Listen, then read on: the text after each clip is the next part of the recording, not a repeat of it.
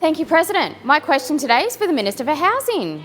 In the 2023-2024 financial year, over 1,500 people in the Greater Shepparton region found themselves homeless, many of them families. Unable to secure housing, they turned to caravan parks for a safe place to stay. These parks charge upwards of $600 per week to stay in small cabins.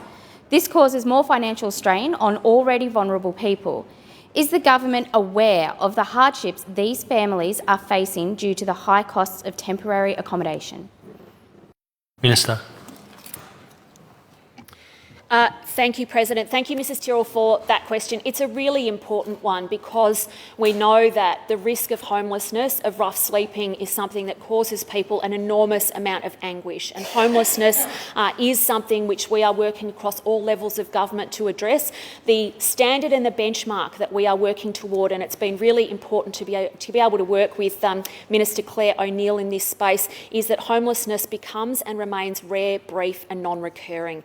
We know that there are a range of reasons, often involving significant complexities that can lead to homelessness or otherwise prevent opportunities for people to move into secure housing. And we also know that across that continuum of housing, we move from homelessness into crisis and temporary accommodation. Then the social housing system is there alongside affordable housing.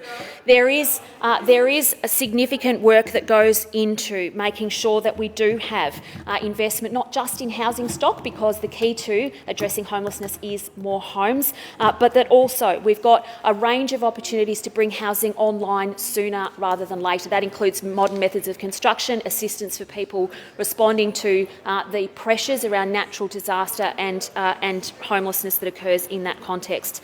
So we are going to continue to deliver housing. We do have a range of supports that are provided to people to defray and to reduce the cost of transitional housing if they are in a private setting that sits outside of formal supports and case management.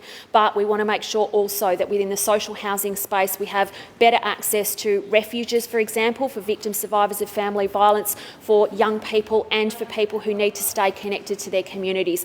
I'm really happy to give you detail in relation to the areas that you've mentioned and what supports are available. Again, we partner with service delivery organisations, housing providers and a range of councils as well, who are really important supporters and partners in being able to identify where and how people are living rough.